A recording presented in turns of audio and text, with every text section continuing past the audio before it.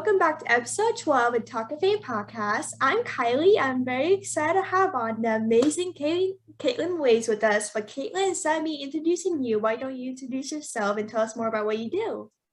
All right. Hi, I'm Caitlin Wachs. My last name is a weird one. It's an Austrian, German, Jewish thing. So it's Wachs, but it's pronounced like wax your back.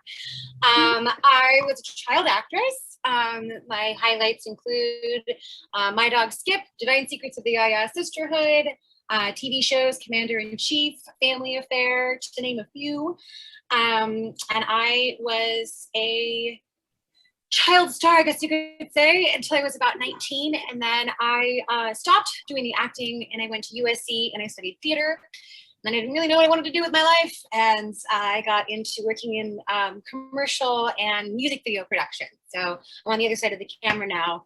And that's kind of my life. Oh, I love that. How did you think about being outside the camera instead of being in front of the camera? It's kind of funny, but unrelated to my acting. My dad is a line producer. So he works back in the 80s. He did like all the big music videos for all the big rappers and all that stuff. So when I graduated college, my loans were like, we need our money. And I was like, I don't have any money. And my dad was like, you come work for me, I can pay you that way. So I got into being an office PA. And then I had an internship with Ben Stiller's production company, Red Hour, which was really fun. And they were able to help me also get some PA work that way. So I kind of like found my way into being in behind the scenes. And I guess I speak production, you could say. It's like a weird world of, just everything's really fast, go, go, go. And I love it. I love it so much. So, I mean, I miss the acting part, and I'm hoping that now that things are a little more calm, that I can get back into doing my stand-up comedy and my improv that I was doing before the world ended. I So, love yeah, that. kind of Yeah, like what is what is your favorite thing to do like behind the scenes since you're working behind the scenes instead of doing acting? I think my favorite part really is like the night before the first shoot night. I kind of always feel like it's like the first night of school. So it's always like making sure like all my list of like we have all the people and now everyone has to get tested for COVID. So making sure everyone's cleared. But there's always this like magic moment right after we set all the stuff up on day one that like then it all just starts to happen. And that's like my favorite part as the coordinator. Like I've done all I can do. It's like I feel like a parent taking their child to like first day of school of like, and now it's up to them to do what they're gonna do. Yeah, exactly. I love that. Like, what is like since you really started acting at a young age? Like, how did you really get started? Like, did anything like inspire you or anything to become an actor? Yeah, it's an interesting story, I guess you could say. I always loved performing for family and friends and would gather kids together and put on performances for family. And when I think it was like 4, I walked into my parents' bedroom and they were watching the ending of Edward Scissorhands. And I was like, wait, that's like an adult person in costume. And that's a job that you can do that? I want to play pretend for the rest of my life. How do I do that? And I just wouldn't shut up about it. And as I mentioned, my dad is a producer and they did a music video for Carlos Santana that was called In Heaven. And they needed a little girl to chase a hula hoop. And I happened to be a little girl at that time who was really capable of chasing a hula hoop. So I got to do that. And I loved it. And I had so much fun. And I was like, Mom, I want to do that. I want to do that. I want to do that. And so when I was about 5, got an agent and we thought, well, we'll just try it out, see how this goes. And I auditioned for Fresh Prince of Bel-Air, which I got. And that was my first SAG job. And that's how I got my SAG card, actually. It was guest starring with Mr. Will Smith himself. And it was so much fun. And I loved it so much. And I just never really stopped after that. I love that. Like, what was it like getting to work with Will Smith since he's such like a legendary actor? So much fun. It's kind of crazy because like Fresh Prince, it's the classic, as we call it these days, throwbacks to come. Yeah. And I love it because they actually, I think it's like their 200th episode or something like that, they did like a behind the scenes, and it's exactly the experience that I remember, which is so crazy. But like, basically, Will is the most kind and generous, and at that time he was at like, you know, peak like rapper and all this, but he was like just so personable. So he invited everybody from the cast into his dressing room before the show and had music playing, and everyone was kind of like getting pumped up, kind of a thing. And then he pulled everyone together in like a football huddle, and he was like, okay, they're gonna laugh when you don't think they're gonna laugh, and they're not gonna laugh when you want them to laugh. So let's just go out there and let's have some fun. And everybody put their hands in, and we just all like, woo! And then everyone got percussion instruments, and we all went out to like the front of the stage, the house stage, basically. Yeah. And started everyone banging these things together. And he came out and started rapping, you know, the Fresh Prince theme song, and the whole crowd was just like really vibing with it. And I don't know if you're familiar with how they do usual sitcoms, but they usually have what they call a warm-up guy, who's like a stand-up comedian that will come out and do like knockoff jokes and keep everybody kind of like going. But for Will, you know, since he's the Fresh Prince, he would actually have his rapper friends come in and like rap in between. So it was like energy, you could just like feel in the audience. So when the laughs would come, it was like, whoa, it was just so epic to be this like 5-year-old child and just like feeling this like whoa from everyone. Yeah, exactly. That was like, you know, when it like kind of once it was there, it was just like, oh, this is how it goes, I guess.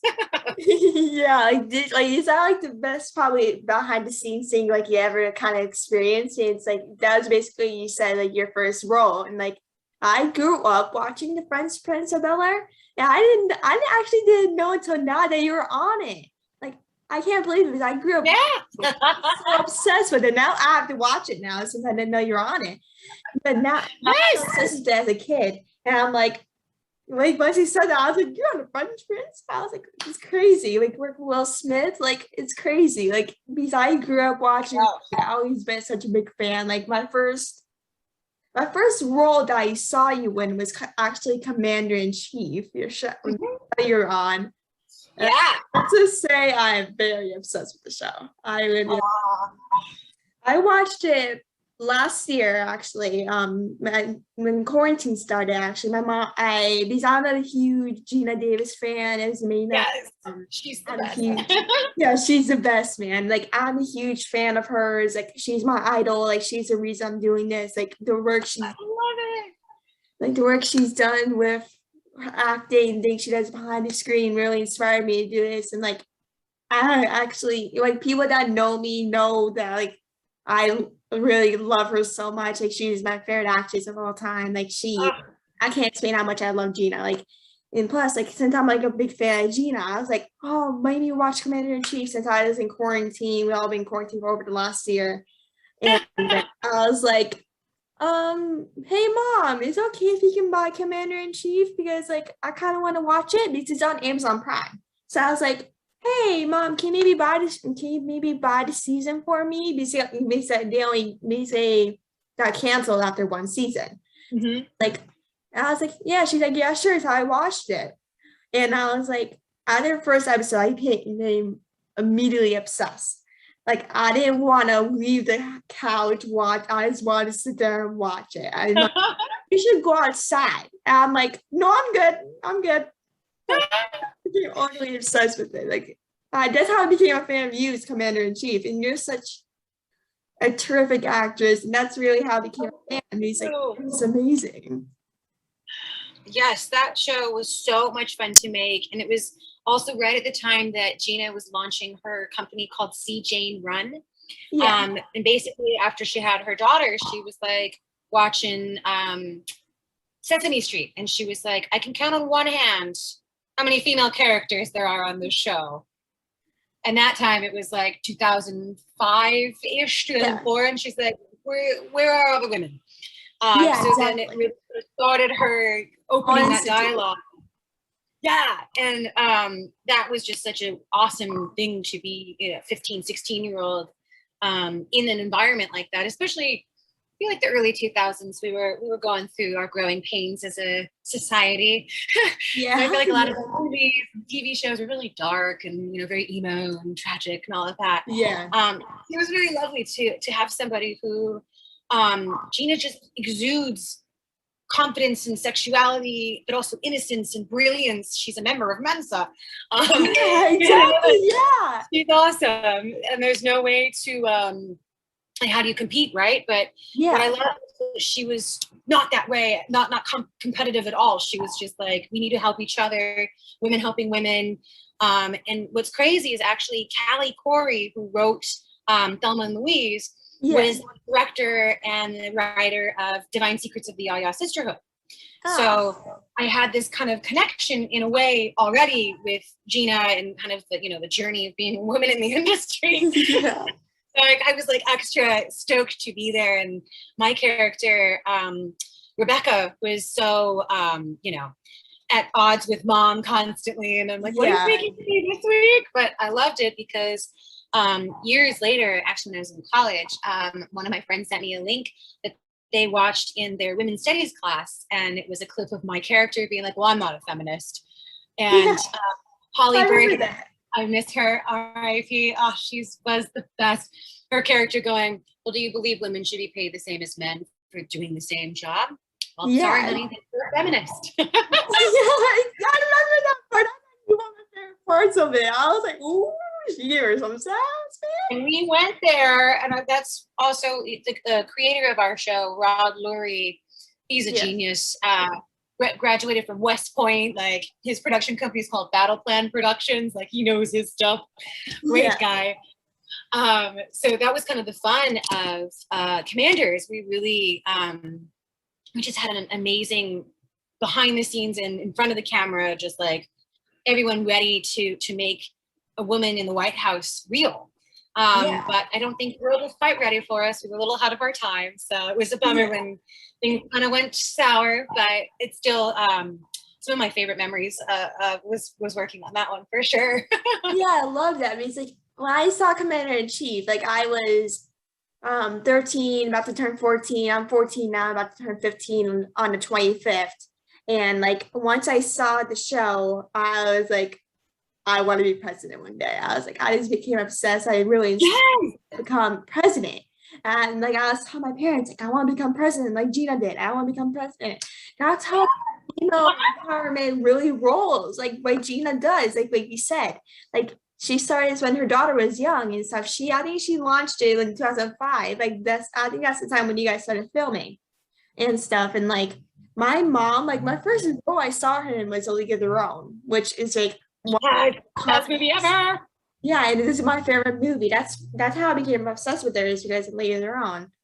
And like her institute, like I go to all of her institute events, and like the institute, like I literally go to all their events and stuff. Like it's just like the best thing ever. Like I literally, like, it inspired me to start like using my own platform and inspire girls and young men that they can be anything. That's because of Gina and her institute. So I was like, I was like, I just love this. Once I saw you text me back, and I was like, oh my God, this is his dream come true. Because I told you before. Oh, I'm so happy to hear that. once I saw you text it, I was like completely shocked. I was like, Mom, no. Yeah, you know, I've had a couple people be like, you're really approachable on social media. And I'm like, well, I mean, I'm a person too. Like, you know how it is. And I had a really amazing, blessed life. And it's still an amazing, beautiful, blessed life. And I want to share what I experienced and celebrate, you know, the projects. And it's important to have fans like you who can voice how they feel. And I love that you, as a woman, are taking it all on. And you haven't even graduated high school yet. My goodness, crazy. Yeah. You're an inspiration. Thank you for being so awesome. That's like, wow. You're awesome. You're awesome. Before we get any further, I just want to thank you so much for coming on. It's such a dream come true. Thank you so much. I'm just so happy I get to meet you and become friends with you. That's amazing for me. Thank you. So over last year, you've been stuck in quarantine due to COVID. Is there anything that you did they wouldn't have had time to do before COVID? Well, I was one of those millennials that I had to move back in with my family, my parents, because it was just too much being in LA. And my roommate in February had moved out, and the new roommate was moving in March 13th. My birthday was March 15th, and then everything was like, and the new person was like, I have to go back to Connecticut with my family. I don't know what's going to happen with my life or my job. And really, it was like, is the world going to end? Are we all just like, is this how it goes? I don't know. So Yeah. I moved back with my parents, and I had a blast. They live in Northern California. They had just moved there at the end of 2018. So it was like kind of this perfect timing. My mom has an amazing green thumb. So we did this beautiful big garden that we got going, and my dad is an amazing musician. So I got to film him doing a bunch of his new songs and sing together and record and read a bunch of books that I had been like waiting, this huge pile that I was like, I'm going to read. And I finally made it through my pile of books, and I worked out a whole bunch, and I ended up sculpting away like 25 pounds and felt really good about that. So I kind of used it as the great pause, as I was calling it, to kind of get my life together and just really like kind of figure out like, what am I doing? What do I want? I had just turned 31 when it all began. So it's like, now I'm 32. I'm proud of my early 30s. I made it. That's kind of been my biggest challenge is, to no one has all the answers. We're all figuring it out as we go. And I had to kind of release that of like, I don't know what I'm doing. And my mom's like, guess what? I don't either. You just have to do it.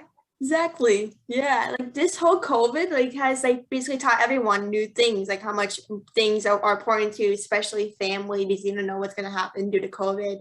100%. Yeah. Yeah, and like everyone's been binging a lot of things and stuff. Like, have you been binging any like shows or movies that you like love now? Yeah. I know it's been kind of fascinating to see too, like how they are on locations and sets and things like that, where they like just gear that had never been cleaned before now gets cleaned like every job. It's like little things. Yeah, exactly. Yeah, like I forgot what I was gonna say. Like when you always like since you've been an actor, do you like to watch your own movies, or you just kind of like, oh, I don't like watch myself on the screen? I'm sorry, say it again. Oh, sorry. Like since like you've been acting and stuff, like do you like to watch your roles, or you just like, oh, you're like self-conscious about watching yourself? It's kind of a mixed thing. I mean, I love watching some of my stuff from when I was like way younger. Like My Dog Skip is still one of my favorite movies. I'm very proud of that one. And I was 9, so I think at this point I'm just like, oh, I'm just a cute kid. But I have my moments. Like the best was when we did Commander. My mom and I were in Bed Bath and Beyond, picking out. I can't remember. We're looking at bedding or something, and this older woman came up to us and she's like, "Wait. Are you on that show, Commander in Chief?" And I said, yes. And she goes, you need to lighten up. And I was like, thanks for watching the show. But I know what she was talking about, because I was so serious. And I took my role very seriously, which was the character. And I think I did do my character justice, but that's like kind of my one thing. If I could go back in time to do anything, I would just want to tell my teenage self, like, it's okay. You don't have to take everything so seriously. People believe you and know that you're very serious. So like, it's okay to have some fun. Yeah. But gotta love it.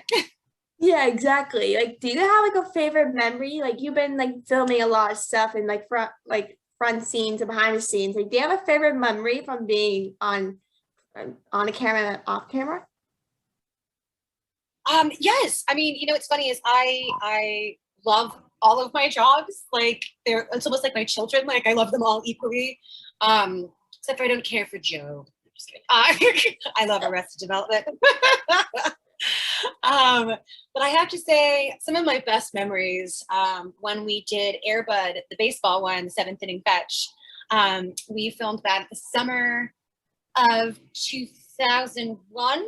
I think it was something around there. I was like 11-ish, middle school aged.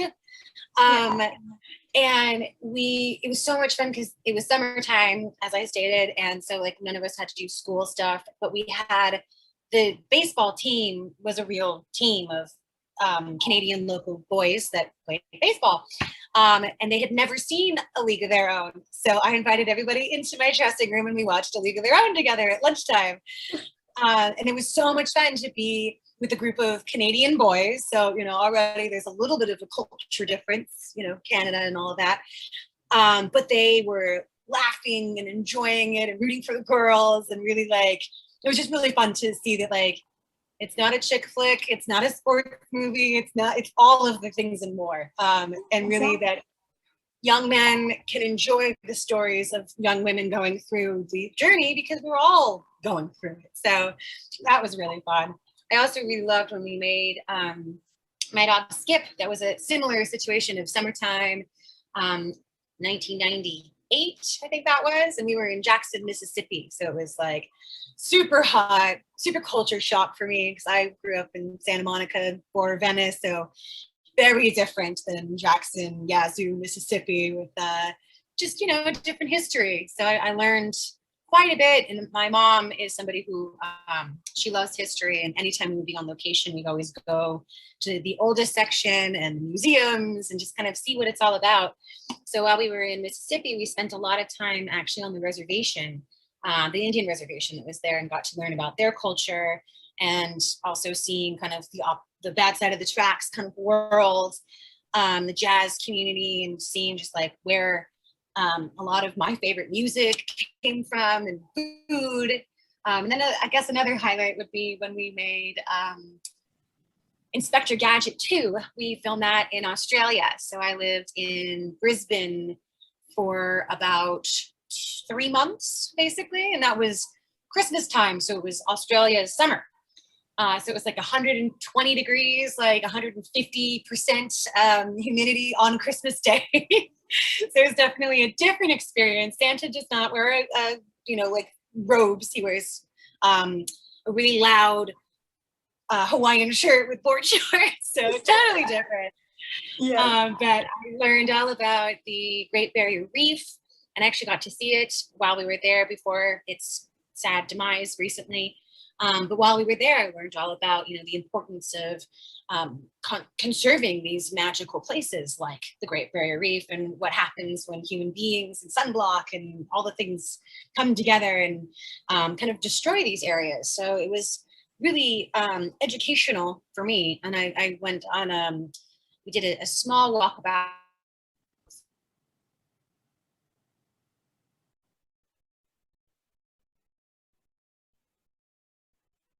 But anywhere else that I treasure.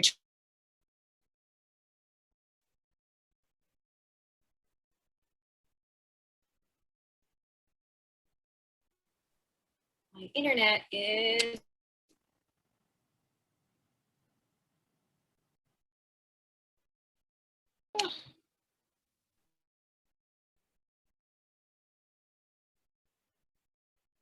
Yeah, your internet, that photo is ooh.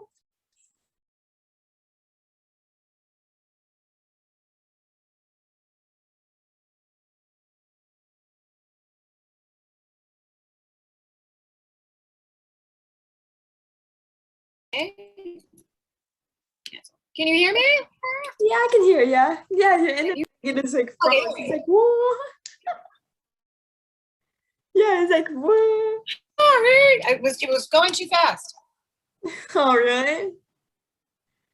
Yeah, as we were speaking before, me and my father actually want to go to Australia. I really it's so warm there, different time weather.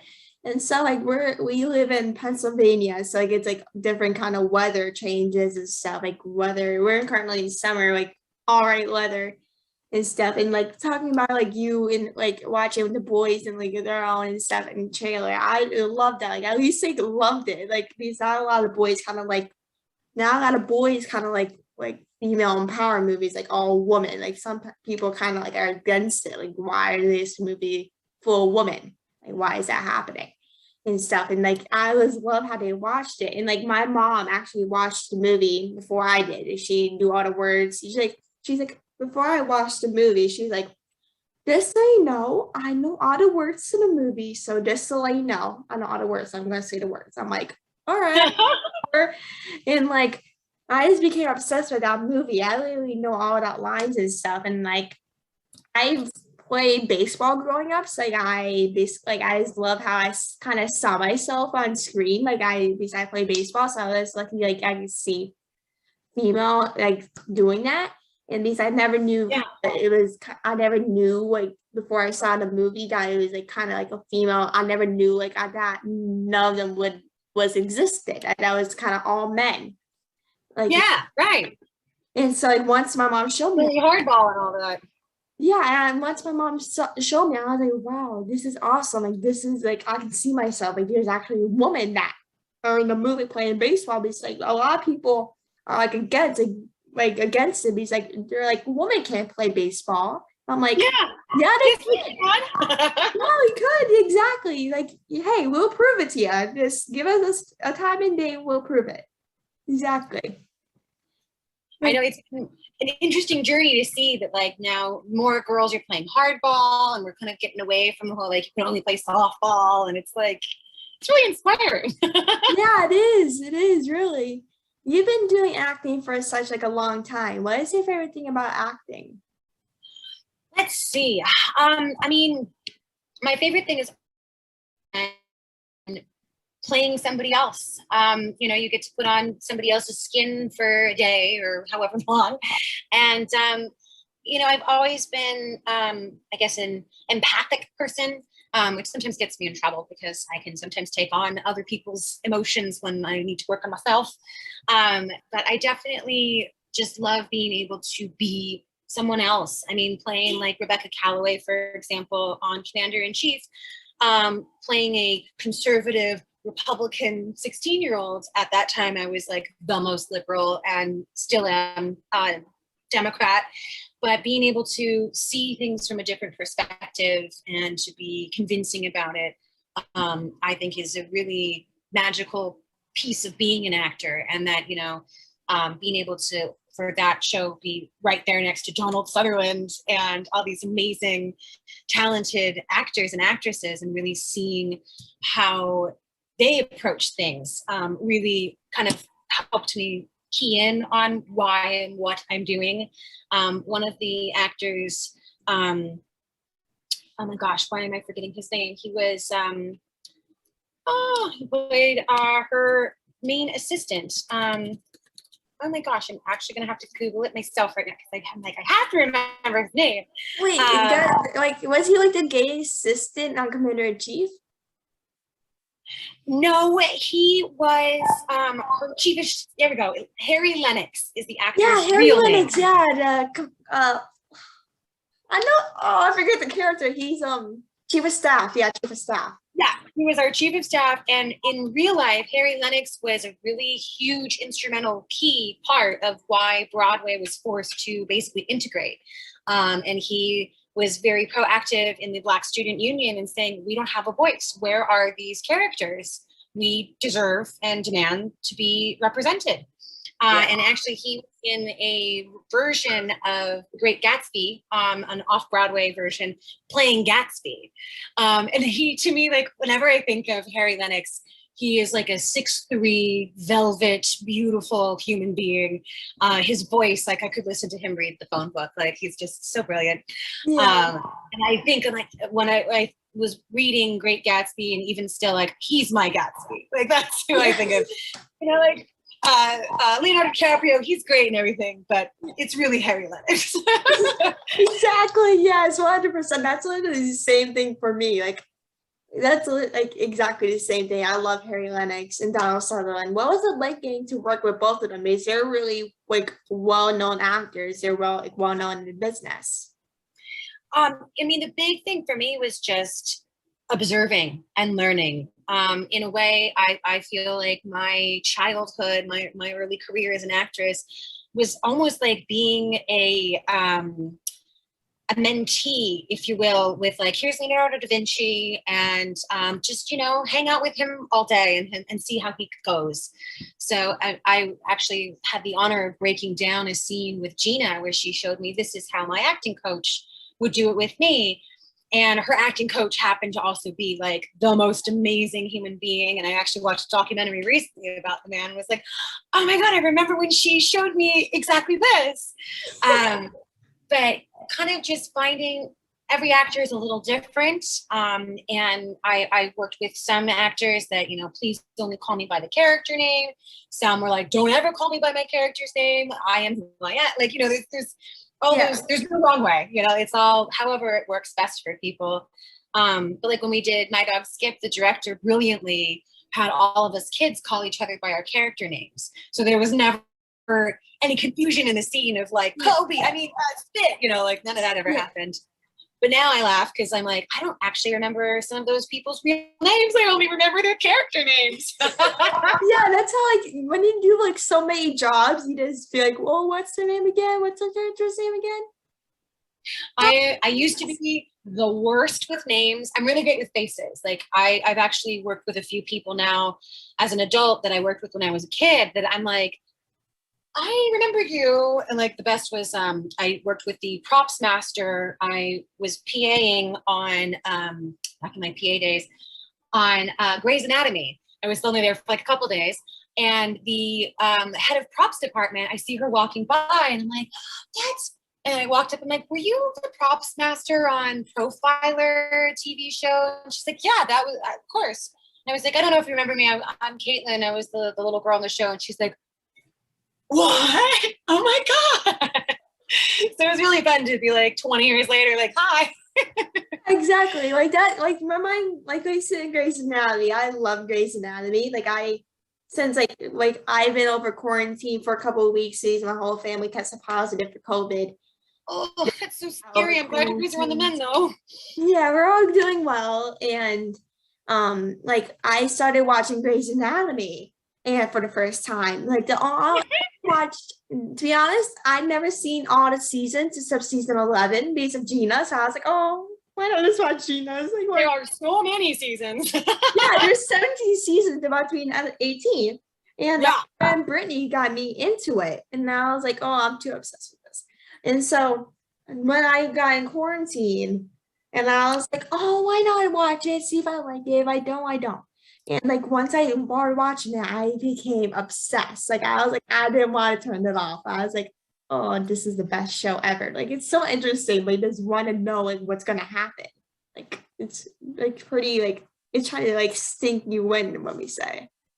What I love too, like on a show when it goes on that long, is even like the people involved, like the actors, yes, but even the crew are like completely immersed in the world. So they all kind of already intuitively know like this character only wears these colors or this character only likes this kind of food. Like it's crazy how these fictitious characters become so real, not only the fans, but everybody making it, and like from the PAs to the heads of every department, they have like a particular way they see everything. It's pretty magical to see it all come together. Yeah, I love that. Yeah, like once like it's like there's now like a lot of shows that go on like that long, like Grey's Anatomy, because it's about to be an 18th season. I think that's gonna be a last season, but I don't know. Like I think there might be, but hopefully it doesn't end. But like it's going on for maybe like 11 years now, so it's been going on for a long time. Like I think like Grey's Anatomy is like the longest show longest show or something. I'm not sure. I had to hook it up. But, like I just can't believe like there's not like a lot, like you don't see like a lot of shows that go on for like so long. This is usually kind of it's like 6 seasons at least or more. Yeah. It's like crazy to think like, oh, it's a show can at least go for that long. Well, it's kind of wild because like when we did like what's that called, the Profiler, that show is basically like what Criminal Minds is or was. I don't know if that show's still on, but when I was watching, I love watching reruns in the background while I work, and I'm like, this is exactly what our show was, of like profiling these serial killers and all that. But I was on that show from age 6 until I was about 8, and that's when I chose to leave the show because I was I had my quota, and I was like, I want to just be a normal kid for like a little bit, and just stick with movies and going to school. But that show was all about, you know, serial killers and murder and things like that. So I got to hang out in the props department a lot and take a look at like the fake blood and how they set the bodies. So it's kind of shifted the way I watch things. So like when I watch scary movies to this day, I don't really get as weirded out by the special effects as I probably should, because I'm there being like, wow, look at the way like the artistry of the blood flow. Yeah, exactly. Like I'm always like so freaked out scary movies.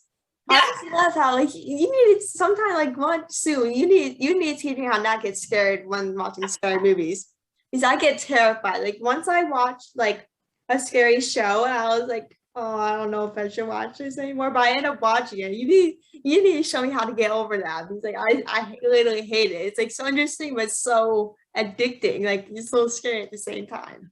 You know, I'm guilty. I'm a total elder millennial. I love my true crime documentaries. I listen to my true crime podcasts. I love unsolved mysteries and like all of that stuff. But my biggest thing, like when I watch scary movies, is just knowing that like all of that is planned and it's someone's job that's like pushing the button that makes the blood splatter go out, and it's someone else's job that like attaches the rig to like, let's say someone's getting their head cut off or something. But that's like, you know, there's so much that goes into it, hours and hours of like the prosthetics and how they put that all together, and I find it pretty fascinating. But my mom, I remember when I was like 7 or 8, was just like, what am I doing to my child? Like, you shouldn't be seeing this. And I'm like, Mom, it's just make believe. Like, they're just doing their job. Yeah. She's like, yeah, yeah, I don't know about that, but all right. Like, so like you're like a child actor since you're a little kid. Like, how did you like make the right balance from being a child actor to doing school and things that you like to do? Well, my mother is definitely the main reason that I turned out okay. And my dad, of course. Good parents is always helpful. But my mom had a big rule, which was I had to keep my room clean and do all my homework, and I couldn't get less than B's in my schoolwork or else I couldn't act. That was like the biggest thing for her. And for child labor laws, you do have to have a certain grade point average in order to be allowed to be an actor. But my mom actually is a teacher and an artist herself, and so she kind of really tried to find that balance. So part of like being able to be on all those TV shows is I was able to have kind of a more structured life. It's goofy, but I know a lot of people, you know, like they'll be like, when I was in 2nd grade, and I remember things of like when I did To Have and to Hold, like the different TV shows that I was working on. Exactly. What was really great is I just always, I always had really good studio teachers with me on set. And once I got into high school, I started doing my schooling outside of work. So I would have my tutors that I would work with, and I actually have a lot of learning disabilities. I'm super dyslexic, and I have what they call dyscalculia, which is sounds like a really cool cocktail, but basically, the numbers also flip and move around on the page. And actually, it wasn't until I was like 29 or 30 that I fully comprehended that like not everybody has the words and the numbers dance around on the page. Yeah, I was like, it's just they just stay there on the paper. That's so boring, but. Yeah, exactly. That's how I see it. I'm just a little out there. But because of all of my one-on-one tutoring and really being able to focus and work, I think I actually was able to do better in school than I would have if I had been a normal, quote unquote, kid. But I just really loved storytelling. And so when I went to college, I really did an emphasis on solo performance and dialects and directing. Those are like my big things that I love. And I was a brownie, and I had like regular friends and made sure to have like regular life. And I really got into surfing when I was 12 and was always in the ocean. And that was a really great kind of Zen meditation in a way when you surf, of like being able to wait for the big waves to come in and being able to really visualize yourself taking the wave and going with it. And there are so many analogies that people always use with surfing to regular life. But the biggest one that I loved is you can't catch a wave just by sitting there. You actually have to like paddle really hard and get some momentum going before you can catch the wave. And I feel like that's life, where if you just stay still, nothing's going to happen. But if you are working on yourself and you're eating the right foods and you're meditating and you're taking care of you, then the universe can continue to help by taking care of you. But you have to kind of show that initiative first. Yeah, exactly. I totally agree with that. But it's like you said, like you have to work to like toward your goals. You have to work toward like surfing, like you said. I remember like I went to the beach during the summer. I went to Ocean City, New Jersey with my brother, my twin brother, and my father and one of my friends.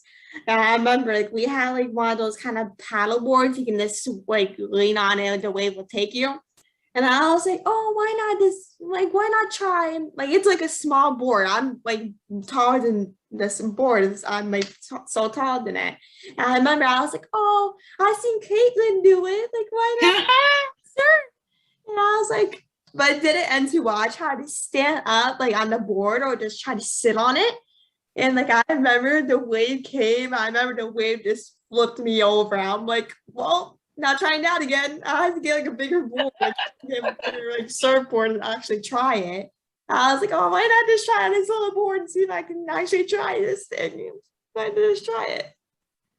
Yeah, well, that's the fun part about life, right? Is you can't do it until you try. Exactly. Sometimes you wipe out really hard, but you just gotta, brush your shoulders off, cough out some of that salt water, and get back in there. Yeah, get back in there, 100%. You're speaking facts right now. I totally love it. Like you play with so many iconic people in your career. Who's your favorite person that you got the chance to work with? My favorite person that I've worked with. I love this question, and I also hate this question because I'm like, everybody I worked with is my favorite. I would say, right? I would say my top folks, absolutely Gina Davis, absolutely Donald Sutherland, Tim Curry, fabulous, wonderful human being. Gary Cole, also fantastic, wonderful human being. He's one of those character actors that like he just pops up in every single movie, and I'm like, oh my god, it's Uncle Bill. Yeah, that's him. I have it. And then I have a couple brothers that I love and adore, and I see them every now and then on the Instagram or in the movies. Taylor Handley, he's awesome and amazing, and I love him. He's got a daughter now, and I'm like, when did we get old? This is crazy. Another one of my brothers that I adore that I'm still friends with, who actually, what's this? I just got a message. Jake Sandvik, great human being. He's no longer an actor. He's getting his nursing degree right now. And his father, shifting his career, but he's an amazing physical comedian. No matter what he does, he's just hilarious. But he actually made a movie a few years ago. What was that called? And where did that come out? I got to do the plug because it's just so great. Exactly. Every movie's so great. It's hard to explain how much do people love this movie. Yes. Let me see. IMDb load faster. Yeah, exactly. I'm the same exact way. What's this movie again? Who's this person again? Like I'm horrible. Right. What am I trying to say? I believe it was called Bag of Hammers was the name of the movie from 2011. Jake Sandvik, if you have time and you're looking for a really fantastic movie, he was one of the writers of it, he and his good friend, and they wrote it and directed it and starred in it. And it's basically these two dudes that are like ballet guys, and they kind of get into some mischief, and it's very relatable in LA. A lot of actors are like ballet drivers or various things. So I think it was like a slice of life movie, but it's always inspiring to see people make their own content. So I'm like, yeah, brother, get it. So get it, man, get it. And you also worked with Matt Lanter. Yes, my other brother. Which I absolutely adore Matt Lanter. And I great. love, like, I remember, like, on Commander in Chief, like, I remember you two were fighting on, you guys were on the way to see Gina in the scene. I forget what episode it was, but like, I remember you guys two walking and you guys were like, oh, it doesn't mean you're like, it doesn't mean you're 2 minutes older than me, doesn't mean you have to be smarter than me or something like that. You're just trying to be like the older, bossy big brother. And like I was like, he's put. I was thinking to myself, like the first time I watched it, I was like, oh, he's definitely putting this girl in her place. I was like, ooh. And I was like, oh. That's what I liked. Like that's what I liked about you. It's like you're this very sassy. Just told your mind. Like you didn't care what other people think. You're like, oh, okay, this is what I'm thinking. I don't care what you guys say. This is what my mind is. I don't care. And what was so funny is during the time that we made that TV show, I was going through a lot in my personal life that wasn't great. And I was dealing with a lot of depression and eating and just kind of, being a teenage girl as one does. And I was like hard going through 16 basically. And Matt was already, I think, 21 when they made that, 20, something like that, playing my twin brother. He was very patient with me, which I really love and appreciate to this day. And he's another one, anytime I see him in anything, I'm like, there's my brother. Yeah. But I loved that I was able to channel a lot of that feelings and energy and anger and frustration into my character. And I really appreciated Rod Lurie, our creator, head writer, came to me a lot in the early parts of the show. I mean, once he left the show and Stephen Bochco took over, things shifted. But in Rod's vision of the show, he would ask me a lot of, just what is it like being a teenager? And that was just in the early days of us living through having MySpace and really living your life as a reality show on the internet. And, we had no idea what we was in store for later. That's a different story. But it was great to kind of have someone really take me seriously and appreciate my input and not make me feel like, you just say what my words are on the page and be quiet. Like he is a daughter as well. So I think there was kind of an element of, understanding young people, trying to make it authentic. Yeah, which I think exactly. Pretty good job with. Yeah, I love that. Like I always love how people people are going through a lot, mostly during these times of COVID, like they're going through a lot in their personal life with depression, anxiety, which I really dealt with my whole life. So I really connect with you on that. Like mostly during these times, like I grew up with very bad anxiety. I was always very shy. I didn't like to talk to people that I didn't know unless I was close to them, like close friends or family. I was very good with family. I'm so shy too, but not as bad as I was. And then over this quarantine, I got very depressed. Like I was going through depression. I didn't want to do anything. I was always upset. Like no one knew that I was depressed except my parents. Because I didn't want to kind of make my family and friends worry about me because I didn't want to make myself kind of center of attention because I always hated being a center of attention since I was little. So I was like, oh, I don't want to make everyone worry about me. Like I just never liked people putting me in the same space. And I was like that. Like I always I don't like this. Like I always put other people first, and I always put people first. Like I always put my family first and everything before I put myself first. So that's really it's when COVID happened, I was trying to adjust to being home because I was never home a lot because I was having always a busy schedule with my brother's sports games and doing my own things I like and stuff. And now I was like, what am I gonna do? I'm not that busy anymore. I'm usually very busy. That's the reason. One of the reasons why I started a podcast is to start something new and become friends with some people in the industry and being able to connect with them. And we're talking about Gina before, I trying to do what she does and try to inspire young women and men if they wanted to, that they can be anything. They can be an actress or an actor like you, they can be anything.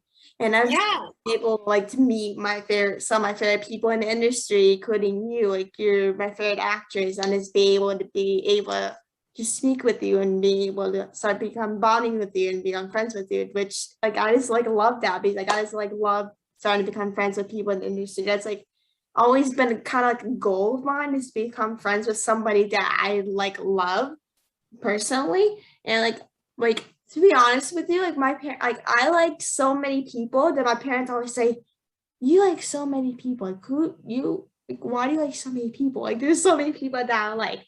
But like with some, like I always like been a fan, like of yours. Like you're acting so good. Oh, thank you. Yeah, and like one day I actually went up to my parents. I was like, "This girl, I love Caitlin. She's amazing. I love her. Like she want to become friends with her. She's amazing. I love her so much." I was like, "Oh my god, I want to meet her." That's it. You manifested it, girl. Now we have to meet in real life. That has to happen. But that's Yeah, the power of the magic, what we can do with what we want and what we believe.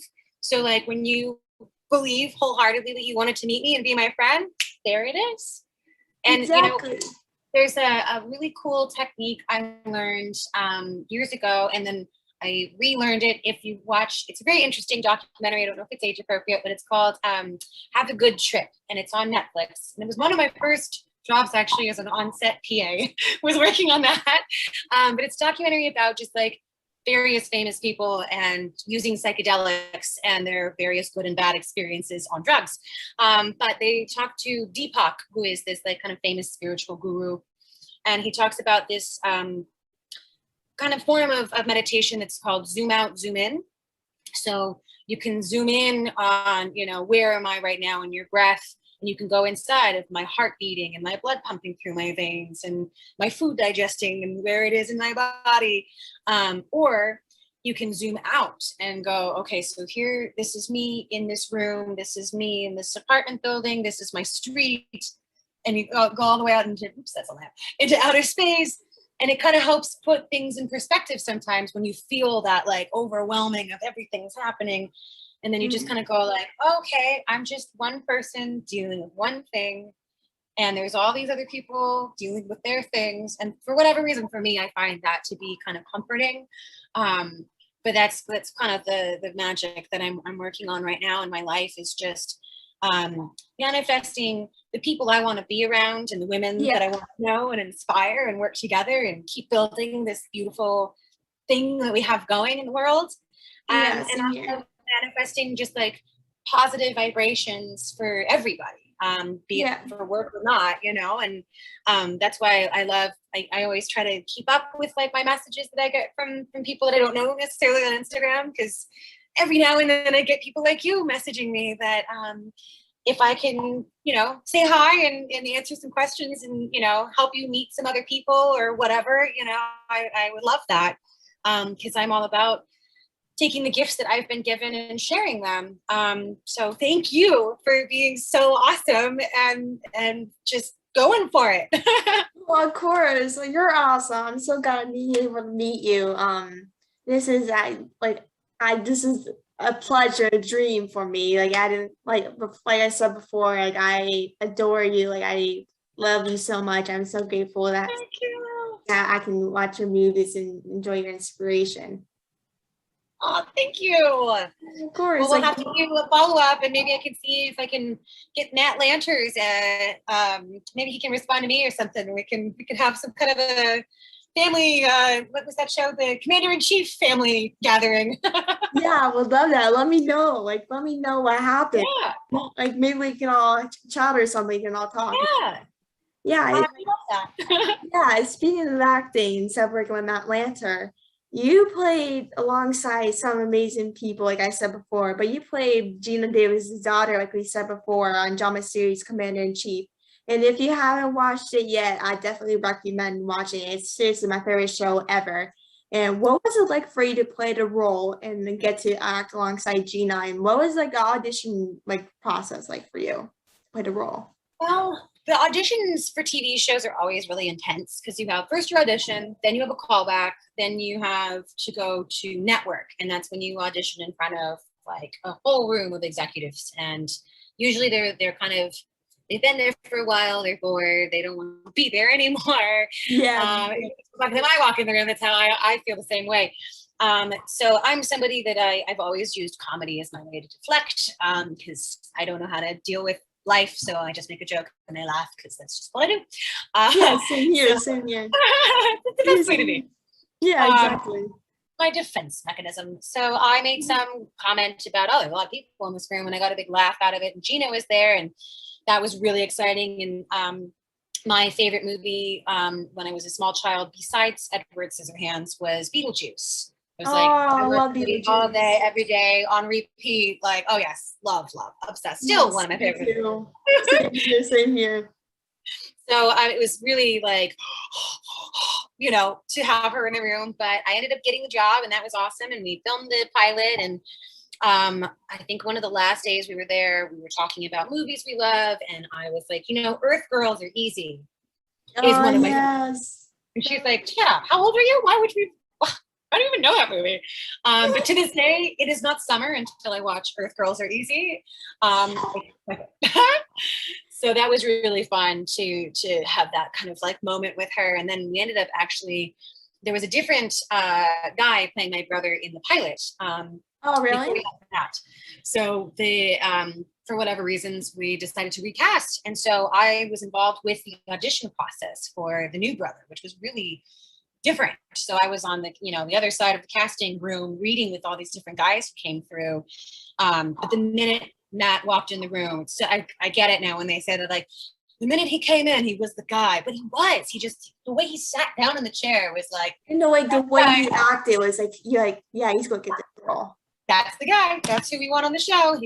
He had all the, you know, the boxes of like good looking, athletic, really good actor, and he just had this really great kind of presence to him that the character absolutely needed. So it was just this like beautiful thing. Yeah, I love that. Like, speaking of like Earth Girls Are Easy, if I met Gina before, she'd probably think the same thing. But like, I actually watched Earth Girls Are Easy and Thelma Ruiz.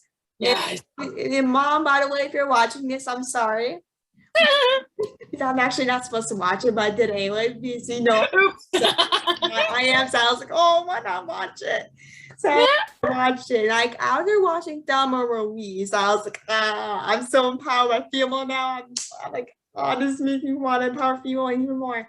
And like Gina died. Like, I just know like Gina so well. I never met her before, but like I just feel like I know her so well that I'm like, oh, she's definitely gonna say this. She's gonna say that. But like, she's so awesome. Oh, yeah. What is like your favorite memory of working with her? Like, do you have like a favorite thing that her like bond or something? I definitely loved. Let me see. I have to look up the name, but it was being coach of Gina Davis, because he was so awesome.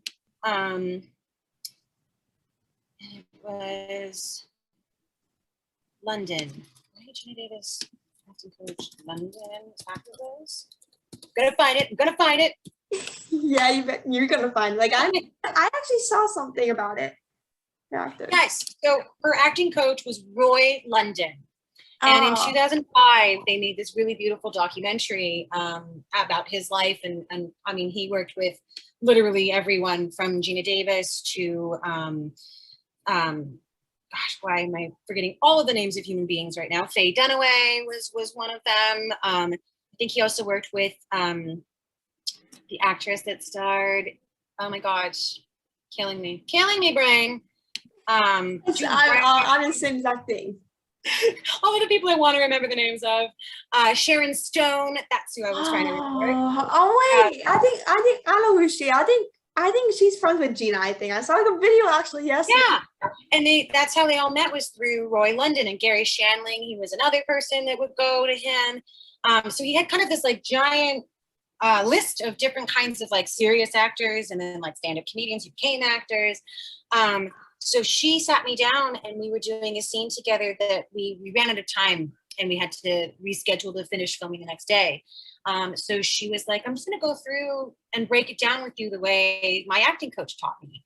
And it was so amazing. I actually have it somewhere, I think at my parents' house, but I still have like the mini sides with her handwriting in the margins of how she breaks down scenes and finding the emotional beats, and how to kind of figure out like where the end result of the scene is going to be and how to build to that, so that it's not all one note, that you, especially argumentative scenes, which is one of the scenes we were doing where it was very emotional, and kind of trying to find those sweet spots So it's not, high energy and then we're stuck here and something to be interesting to watch.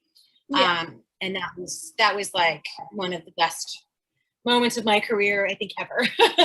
Yeah, these like Gina is like such an iconic person. Like, she's been around since like before me and you were born. Like she's been around since the 80s. And Yep. like my and Academy Award nominated and all of that. Yeah, she's like my dream, like not gonna lie, I said this in my previous episodes. Like if any of you are watching this, like that it's like my dream to have Gina on. Like I told you before, like it's like she's the reason I started this, and like she's like so like badass. Like she's like, oh, I'm gonna do that. All right, I'll do that. All right. Yes. She's her mind.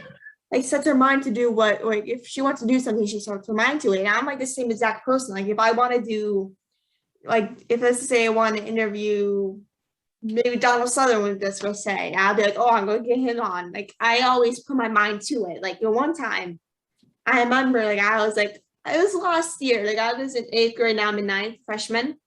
And like I remember after school, I was like, oh, I'm gonna have to figure this something out. I need to figure out how to get Gina on. I remember I used to put my mind to it. I was like, if I don't get Gina on, I don't know what I'll do. Then my mom was bad. She's like, Kylie, you can't set your mind on the one person. I'm like, Mom, do you know how much I love Gina? Like, yeah. You're gonna get it. That's it. You just have to see it, visualize it. And I believe it. I mean, it's like I've lost all the contacts from back in the days, but I wonder if I can maybe make some phone calls. I don't know. We'll see what we can do. yeah. We had to figure something out here, Caitlin. We had to do something here. Yes, absolutely. Dang it. Yeah, exactly. Like, where are you located at the moment? Like, maybe we can like meet up soon or something. Like, I'm up in like Pennsylvania. I lived here since I was like born, basically. Wow. Yes. No, we'll definitely have to find a way, because I know that's the most inspiring thing to the previous generations, is hearing young people like you who are chasing their dreams and actually fulfilling them. So, I think pretty good friends with Rod Lurie still. So I'm like, maybe he can help us find a way to get to Gina's people or something. So yeah, like I literally, not gonna lie, I literally tried everything I could. Because my mom works for Comcast. I was like, hey Mom, is there any way that you can help me? Because I was asking a favor. I was like, hey Mom, is there a way you can help me get Gina on in case? Because I was like, I really wanted you and Gina on so bad that I was like, I need to get these two on. Like, you two are my top 2 people to get on. And Hugh Jackman. I love Hugh Jackman too. So you guys are all. Can I be involved with that one? I love Hugh Jackman. He's like, Hugh Jackman is literally the love of my life. I love Hugh Jackman. I literally. You got good taste, girl. Yeah, same here. Like I saw him in concert when he went on tour a couple years ago, and he's amazing. I'm just a big fan. Like I saw him in The Greatest Showman. Then after, like I was like, online. Like I think he was on the Today Show, and I was like, oh, he's like, oh, I'm going on tour. I was like, oh, let me see when he's coming around where I live. I live like 2 hours east from Philadelphia, so I was like, oh, maybe I'll see if he's in Philadelphia or maybe in New York or something. And I was like, and I saw he was in Philadelphia. I was like, hey Mom, can you maybe take me to Hugh's concert? Because I actually never been to a concert before. Because I've never been to a concert. Because like I was always kind of sensitive to a lot of noises. I always had to hold my ears, like fireworks, or like when I was at like a sports game, I always had to hold my ears. I was very sensitive. And she's like, oh yeah, sure. And after, like, it was literally one of the best moments of my life. I was like, oh, that makes me so happy. I love it. Yeah, I was like, he was so funny, so charming, seriously the sweetest person ever. And like I couldn't imagine, like, he's really one of the most kindest, nicest person in the industry that I know. And like kind of like everyone basically knows him basically in our generation because he's been around for such a long time. He was in movies such as X-Men, Greatest Showman. He just came out with a movie on HBO Max in the theaters, Reminiscence. He was so much in good movies that like everybody basically knows him. I'm like, and my aunt, that reminds me, like I was at a family gathering like on Sunday, and I was like with family and stuff, and like me and my family were all joking around, like we was all joking, and things started to get heated with me. Because like they're all joking around. I started to get a little crazy, and you're like, someone said, I think it was my aunt or something, and she's like, you should do theater, and in like he's like, in so someone said huge. Oh, it was my Aunt Patty, but she knows I love Gina and Hugh. So she's like, oh, you should have Gina and Hugh as your parents. I was like, oh yeah, that would be awesome. I was like, Yeah. I always wanted to be an actor. Like I always wanted to be in the industry somehow. And like I tried acting. I was like 2 years ago, I was like, oh, I don't know if this is my thing. Like, I don't know if this is my thing. But I wanted to be in the industry somehow. Like, I knew I wanted to be in it. I didn't know if I wanted to work behind the scenes like what you do. Yeah. Because I really love what you do. Like, it's so interesting what you do. And I'm like, I don't know. I don't know if it processes like what I fit. And like, and then I saw journalism because there's a lot of journalism at like, let's just say premieres. And I see interviews from premieres from your shows and stuff. And I was like, oh, this is my thing because I come from family. I have like 2 family members that do journalism for my local news station. So I was like, oh, this is the best way to go. Like, why not just try this? Yeah. That's really, that journalism is so important. And I feel like we need a resurgence of good journalism in this country. I think that's like hopefully going to be the next thing that happens. Less BuzzFeed articles and more like actual, like hard-hitting journalism. Yeah, exactly. Like I love my quizzes, but yeah, exactly. Yeah, and plus there's not like a lot of women in the industry like that does. Like journalism, there's mostly half men. Like in movies and stuff, like in the institute and stuff. Like everyone's like shows that like studies like women's more like less shown than men. I'm like, bro, like why is this happening? Like why is this happening? Because I never saw myself on screen. Like I never saw myself on screen. I was like, why am I not seeing myself? But I was like always self-conscious. I never saw myself on screen. Then like I never had like really anyone that I really looked up to. Like I was just a young, shy, anxiety kid that I was like, oh, I don't have time for this. Like this is not for me right now. And like I was just doing my own thing. And then when I got close to my aunt, she's like, oh, wait, and my family's like, you should do journalism. I was like, all right, why not? Yeah, why not? Yeah, why not? Yeah. You played in amazing roles over the years. What role has meant the most to you over the years? Ooh, it's funny you should ask because I feel like thinking about that the other day. Really? I would say, yeah, I mean, Inspector Gadget, I think, was a really fun one of kind of that beginning of like girl being important during a time when it was like second fiddle kind of life. Also, I think Commander in Chief, I think, was a really important one. And also Yaya Sisterhood. I feel like that was a movie that didn't get as much love as maybe it should have. Because I think it was, again, just a little ahead of its time. But I mean, I'm so proud of my like strong female characters that I've gotten to play. That I'm very proud of my resume, I guess you could say. Resume. Yeah, you played in such amazing roles. Like it's like hard to choose. Like I don't even have a favorite like of yours. Like I see every movie and show that you did. I was like, when someone asks me what my favorite role is, I'm like, what role? Like, what do you mean? I don't have my favorite role. I like every single role you've done. All of them? Yeah, all of them. All of them. I'm like, yeah, that's my answer. All of them. I was like, I don't have a favorite, buddy. Like, sorry, you can't choose. Like, sorry to make you upset, but I don't really have a favorite. Sorry, I'll let you my favorite. I figured it out. I'll let you know in probably about 2 days. So I'll let you know. Yeah, Yeah, exactly. You've been the industry for like a while now, front and behind the scenes. What is some advice for people who are coming up in the industry or want to become an actor or want to work behind the scenes? And that is a final question, by the way. All right, final question. All right, I've got to make it a good final answer, huh? Maybe if you want. My advice to anybody and everybody who want to get into the industry, whether you're in front of the camera or behind the camera, have confidence in yourself.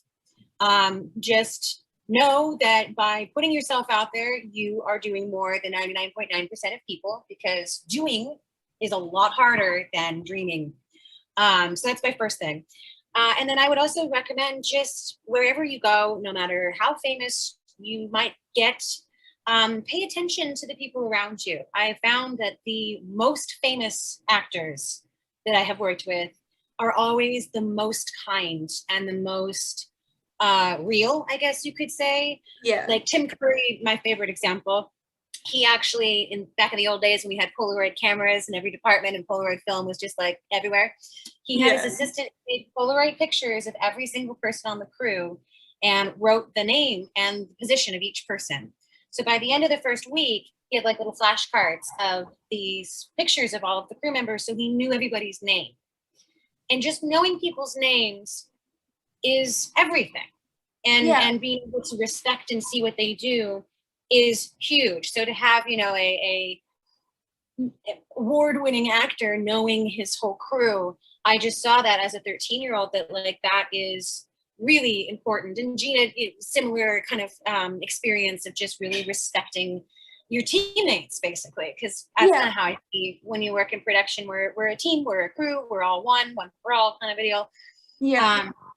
And some of the more newer famous-ish people, that have their ridiculous demands and they're really feeling themselves and where they are, and they go through it.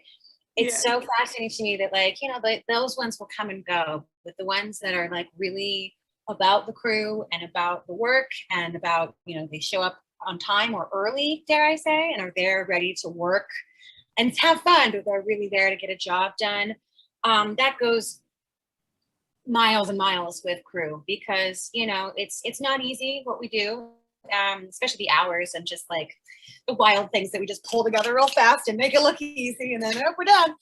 So we have people that are kind of seeing that and are ready to like hear and play and go, is I think the best part of the industry, when everybody's just like in sync and it just becomes this beautiful magical project. 100%, because there's not a lot of people that like do that. Like there's not a lot of people that take the time to take pictures or try to memorize their names. They're like, oh, who are you, so and so, or what's your name again? Like that's kind of how I am. I'm like, what's your name again? I already sing now. I always forget names since I know so many people. So like I'm like, what's your name again? Like I know who you look like, I just don't know your name. Like that's one thing I had to force myself when I got into doing AD work, because I was always having to like run all of the cast in the background and everybody going, and I couldn't be like, hey buddy, because then I would forget everybody's names. So somebody told me that you don't remember names because you don't think it's important. So I've told myself it's important to remember your name. So I'll meet somebody and I'll always repeat it, and then they'll walk away and I'll repeat it again to make sure that it's in my brain somehow. And over time, I have gotten a lot better about it. I'm not the greatest, but I'm better than I was. Yeah, that's the best. Like I always do that same thing. I'm thinking myself, like, what does it say if I have an interview with someone, I don't know how to say like the first last name. I'm like, all right, what's their name? Like, how do you say their name again? What is their name again? Like I always do that. Like I always think myself, like, I always pronounce people's first and last names wrong. I'm like, me too. Always, without fail. Yeah, and like I always say stuff like, say somebody like one of my friends or something, my brother would be like, it's a different way, you're saying it wrong. I'm like, I love, have you seen that the old sketch where he's going through and he's like, hey Ron, we got a Tipani for like normal names, but he's just saying, I'm like, that's what I do. Yeah, I the same exact way. Yes. I just love like how like you are a twin and commander in chief, and like I have a twin in real life. So I was like, oh, that's a great like bonding thing. I was like, this is so cool. And there's not a lot of people that are twins in movies. So I was like, Yeah. my favorite show and I have a favorite like twins I and love that. people and like my like it's just, like similarity too because like Matt Lancer has order a minute like 2 minutes older than your character. My older brother, my twin, is 1 minute older than me. So I was like, oh well, I guess it's just like I don't know. Going for the realness there. Yeah, and like my brother always like puts it against me. Like when we're fighting, he always like he'd be like, "Oh, I'm 1 minute older than you, so whatever." Like I remember like when Matt Lantern did something like put like excuse like to you, and then I remember you saying like, "Oh, it doesn't mean you're 2 minutes older than me. Doesn't mean like you're cooler. Go get what? Who's that girl that played the press secretary on Commander in Chief? Her Ever Caribbean. yeah, yeah. And like I remember I'm like, oh, I love Ever. She's the sweetest person ever. And like I remember like you tried to get with her. I remember like, oh like wow, you guys were like, what the heck is like what are you doing? You can't get with her. Like you can't get with her. She's twice her age. Like what's going on? Like what are you doing? Like you can't do this. Like that's really like I thought about it. I was like, I mean, these my characters kind of similar to like your character as well. Like outside like the podcasting world, I'm very kind of sassy. I'm like bossy. I'm like a bunch of things. Like I'm like your character. Like my true self. Like if you ask my parents or like siblings or something, they'll be like, oh yeah, she's definitely like Rebecca. She's 100% like Becca. I'm like, well. Oh no, that's all I really am. Oh no. Like I don't know why, but like I just like I people don't like always see me as like a sweet, kind girl always. And then outside my siblings or like when I see my siblings or parents, I'm like, all right, so buddy, you ready? Like, You ready? yeah, I'm getting like competitive. I'm like, all right, like let's do this thing. All right, whatever. Yeah, I love that. Like, what is like your like favorite like memory? Like, it's for all like your thing. Like, what's like your favorite memory of like everything like your whole career? Like, whether it's like not acting and stuff. I mean, I have so many memories. It's so funny because I actually remember most of my childhood pretty well. Eerily so. But yeah, I mean, I guess um, one of my favorite memories was when I did a movie called Never Give Up. No, what was it called? It was called Goodbye Lover, excuse me. And I ended up not being in the final cut of the movie because they were rewriting it as we were filming it. And so my character got cut out. But the director was Roland Joffe, and he was kind of like a big deal at the time and still is. But I was working on a short film about my dog at the time. I think I was 8 and I really wanted to be a director. That was like my goal in my life. And I had some storyboards that I had drawn out, and he asked to see them and actually gave me some like pointers. And I had some like over the shoulder shots of like over the cat's shoulder onto the dog and over the dog's shoulder onto the cat. And he thought that was pretty hysterical that I was like going for like how you would do human things, but like with animals. Yeah. And he was like, I see what you're doing there. So yeah, I see. Big highlight. Yeah, I see what you're doing. Yeah, I love that. I love that's how I am. I'm like when I'm around family or friends, I'd be like when they're showing up, I'd be like, I see what you're doing. You don't need to press. Like, don't need to worry.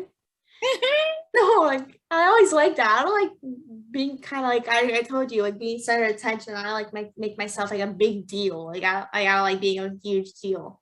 Even if it's like on my birthday or something, I'm like, I hate the attention. I always hated it. I'm like, oh, attention off of me, please. Like, please. Like, I don't know why, but I just always like hated being center of attention. Like even like I don't know why, but I always wanted to do acting. I'm thinking to myself, like, how could a shy girl like me be an actor? I'm like, how am I supposed to do this? Like I was like, oh, I need to boost up my confidence. Oh, maybe. You know, it's so funny because I feel like a lot of actors actually are very shy people as themselves. It somehow it works out that way because I think when you are an extroverted introvert, you're able to kind of see things about people that maybe just an extroverted extrovert wouldn't notice. So like being able to have those quiet moments, or those like, oh, I had an acting coach that called it your third eye conversation. So like when you're overthinking and there's like that voice that's not yours, it's like, oh, I'm gonna look like an idiot if I do that, and that's foolish, and oh, I don't know, I'm gonna sound like a weirdo if I try to do a British accent, like whatever that voice is.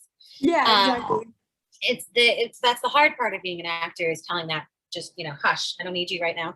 And it goes away. It takes time, but being able to have that ability to watch other people in their own environment and kind of being able to go in and out of being a wallflower, I think is part of the magic of actors. Like someone like Keanu Reeves, I've worked with him a few times, and he's the nicest human being on this planet. But he has this really amazing, actually Ben Stiller does this too. They have this amazing ability where we call it ninja-ing, where it's like they're there next to you, and then you blink and they are gone, and you don't know where they've gone, but they're somewhere. But it's like they're able to be center of attention and right there, and then it's like they do this magic thing, and then they're gone. And I think they also said Marilyn Monroe would do that, but it's kind of this thing of being able to know when to turn it on, and then also be able to be present in what's happening around you. And I think that makes them better actors, to be able to be that everyman or woman. Yeah, 100%. Yeah, I totally agree with that. Because like I love like meeting people like you. Like I love talking to people, becoming friends with them, being bonds with them. Like that's what I love about doing this podcast and being kind of part of the industry, I would say. Yeah. I don't know what other way to kind of put it, but like that's what I really love. Like, that's one of the reasons I kind of started this, because like I just like love meeting people, because like I don't have a lot of time to go and travel, meeting a bunch of people and stuff, because I have a lot of things going on that I'm like, why not start a podcast and start meeting people that I love, Yeah. like why not? Like I really adore you. I love you so much. And like I love you. Thank you.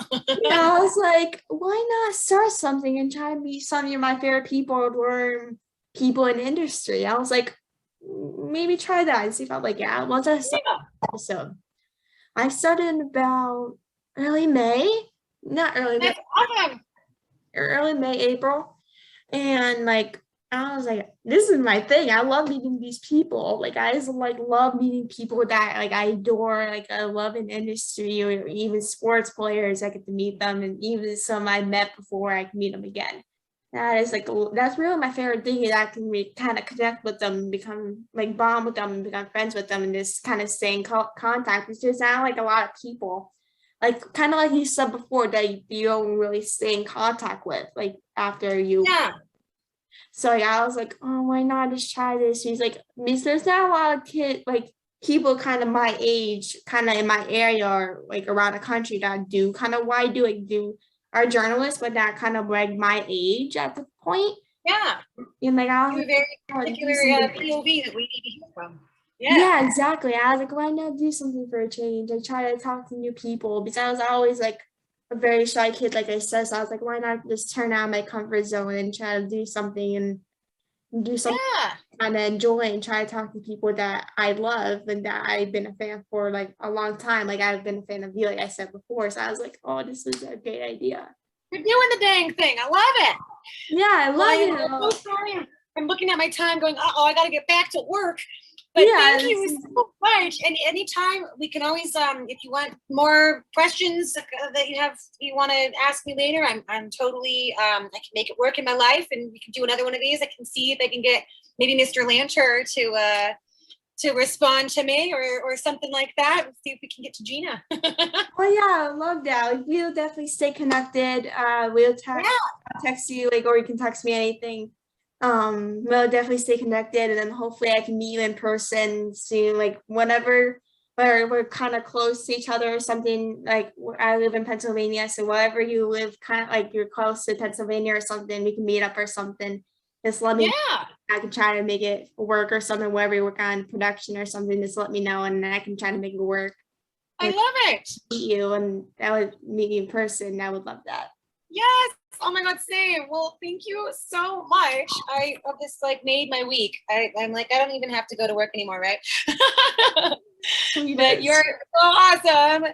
And thank you, Kylie. I'm giving you the biggest hug ever. COVID safe. I just got tested, so I know I'm okay. Yeah, this made my whole week, maybe my year. You may never know. I'll let you know. This is gonna make it even better. Yeah, me either. This definitely made my whole week. But I don't know about my but definitely a week. Well, yes. a month. Because my birthday is on the 25th of September, so this definitely made my birthday month. That's my dad's birthday, the best day ever. So there you go. Oh, exactly. Yeah, best day. Yeah, I'll definitely keep in contact with you. I'll be like, hey, Caitlin, it's my birthday. This is the best birthday gift ever. Here you go. Shout out, absolutely. Yeah, all right, girls. Well, have a beautiful rest of your evening, and we will talk soon. Yeah, definitely. We'll definitely stay in contact. I hope I can see you soon. Sending so much love. Thank you. Mwah, mwah, mwah, mwah. Bye. It's nice to meet you.